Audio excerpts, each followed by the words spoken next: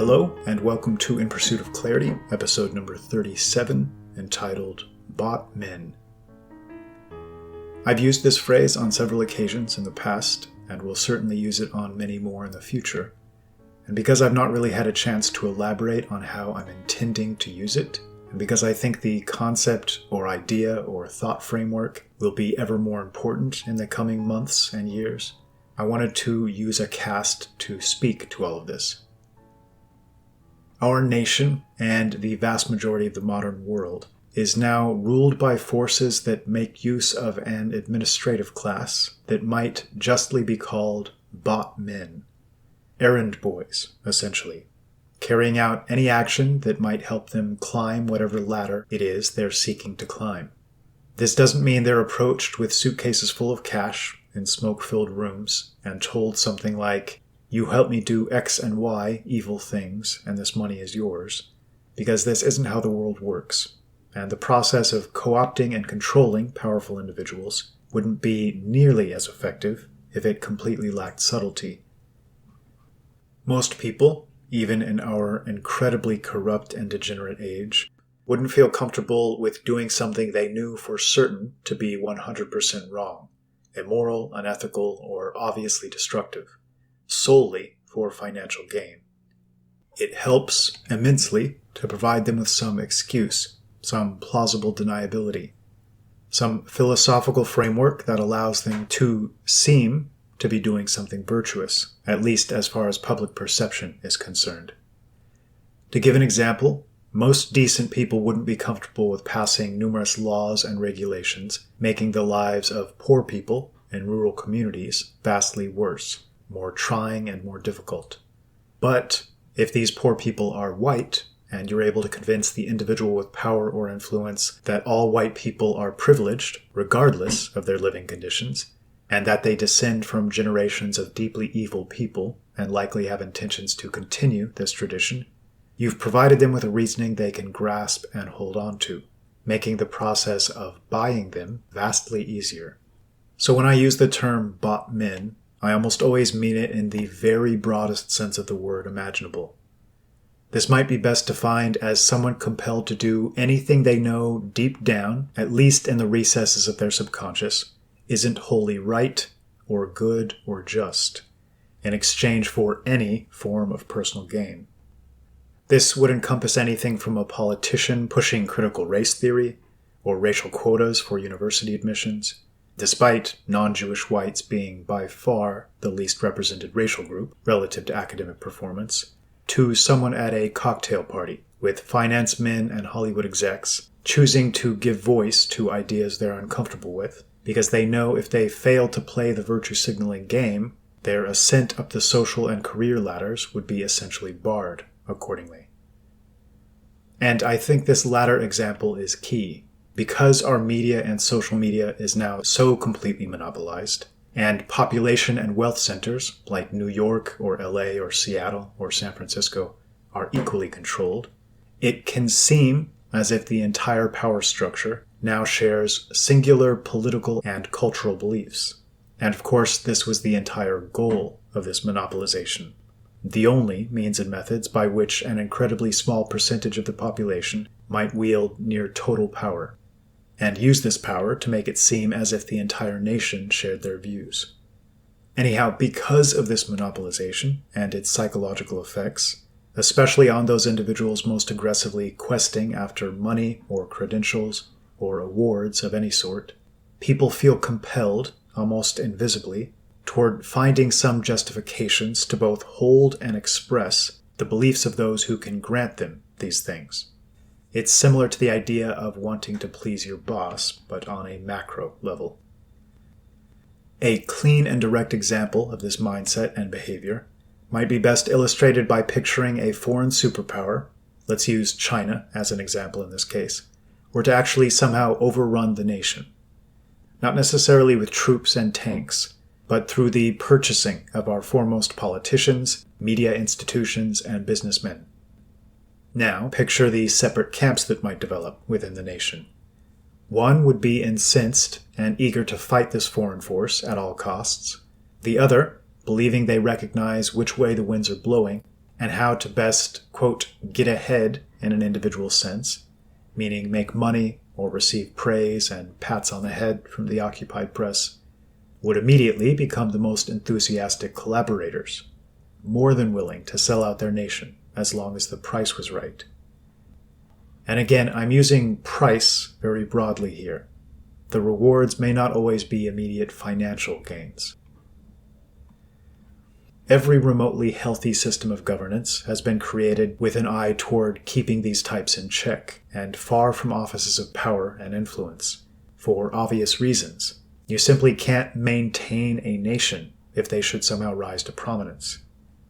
In fact, up until around the end of World War II, fighting for the best interests of your nation and its citizens was at the very top of the list of the attributes we sought in filling positions of power. Since then, we've let our guard down, to put it mildly, and the television-watching public has since been reprogrammed, especially in America, to adopt notions representing the inverse. So aggressive was this push, in fact, that it led to the McCarthy hearings and the sudden recognition that nearly all of those personalities responsible for our entertainment, quote, programming seemed to be of a relatively singular ethno-religious background and ideological affiliation, despite there being such a minority of the overall population of the nation. The McCarthy hearings turned into a bit of a circus and were, of course, savaged and mocked by media and academia to prevent such a thing from ever happening again. And in the following decades, this wholesale subversion of the nation kicked into overdrive, culminating into the situation we're faced with today. I've had people reach out to me regarding their experiences in major movie production or publishing houses, and though I think most of you listening know things are bad, I don't think most of you would have any idea just how bad, how extreme these dynamics have become. Imagine you were an aspiring author, having spent all your life dreaming of writing something successful and worthwhile, perhaps something healthy and edifying, devoting the bulk of your time and energy and education to this goal. And now you're confronted with this situation. A huge percentage of the population in this scenario would compromise themselves to varying degrees, at least in avoiding speaking about subject matter you know these powerful individuals might disagree with, but perhaps even proactively writing the types of material you know would provide you with the best chance of being published. And this is why I consider the concept of bought men to be such a foul contagion, such an epidemic, threatening to destroy nations and cultures, art, beauty, the very conceptions of merit and competence. If you choose to put your head down and play this game, and find some form of mental gymnastics that allows you to do so without feeling like a self-serving Benedict Arnold, you essentially become a small tendril of this octopus-like monstrosity, using money as its foremost tool to reshape culture, to disempower its foes, and work towards total, centralized control. You seamlessly become part of this larger army, fighting against nature, against the good and the true. You may be a suitably low-level recruit, allowing you to pretend as if it doesn't much matter, even if the ideas you're embracing are wrong, unjust, or unhealthy. But it does matter, immensely. Every individual that takes this route doesn't simply help strengthen this objectively dark force, but they also serve to further normalize the behavior in the eyes of others. This is one of the many reasons I've spoken so negatively and so often about money.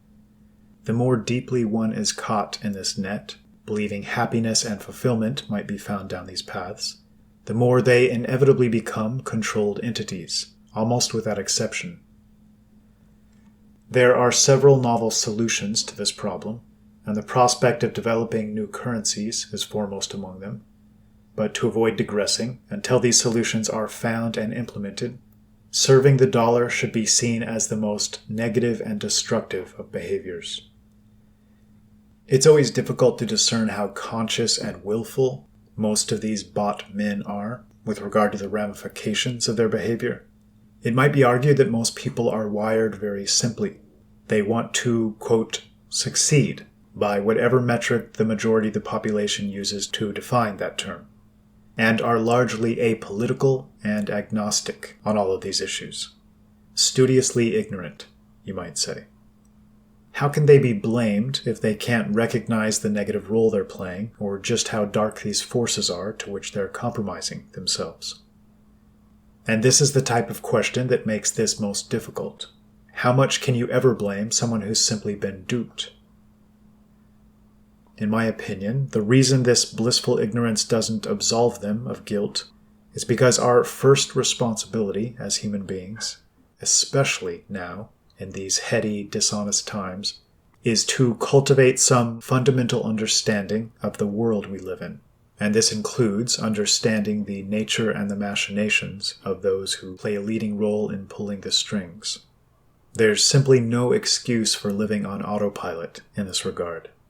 If you're giving active or passive voice or support to ideas that will, without any doubt, make your children's lives fundamentally worse than your own, more chaotic, confused, depressing, not to mention vastly more cheap and hollow and degenerate, and violent and unsafe, a portion of the inevitable fallout of all of this is on your hands. You were a willful collaborator, one who chose the path of least resistance, of wealth or power or celebrity, over your nation and its future, over health and decency and the natural order and nature herself. There's no amount of money or toys in the world that wipes this stain away. And you'll notice what a huge percentage of those most prominent figures that take these paths seem deeply unhappy. They're essentially chasing phantoms and neglecting time-tested fundamentals. A significant percentage are also childless, interestingly enough, which certainly has to contribute to this particular brand of short-sighted greed. This epidemic of the purely self-serving, acting in self-interest regardless of the larger costs in the longer term, traces back to the same root of so many of the other problems we're currently facing. Our nations are no longer fit to be called by this label, according to the long-standing definition of the word. They're not treated as, or operating in the manner of, communities with strong kinship or cultural ties, but rather like airports or shopping malls or refugee hostels. Nations are becoming essentially meaningless, and virtually nobody feels a strong sense of cohesiveness or brotherhood with his fellow countrymen. This profound shift in mentality affects nearly everything with regard to the mentality and outlook of the average citizen, and is the upstream cause of the majority of the ills positioned to end this grand experiment. And there's no longer any easy fix. Hopelessly corrupt politicians and corporate leaders have imported tens of millions of voters and cheap laborers to suit their own ends, to the extent that nobody can be blamed for wondering what, if anything, it now means to be an American. And all of this is likely to get much, much worse before it gets better, specifically with regard to the theme of this cast. Being a wholly compromised and controlled individual, blindly serving the hand that feeds them without understanding or caring to understand the broader ramifications, has now been normalized, even cheered and encouraged. The coming years will be defined by this split between those that serve their own immediate self-interest and those that find reason enough to choose to serve higher ideals. On the upside, I couldn't think of a more clean and helpful delineation and separation between two types of humanity that would be well served to walk separate directions. How this will manifest exactly remains to be seen, but when it does, I have no doubt that those on our side of the fence will be thankful they allied themselves to higher principles and took the road less traveled. Thanks for listening.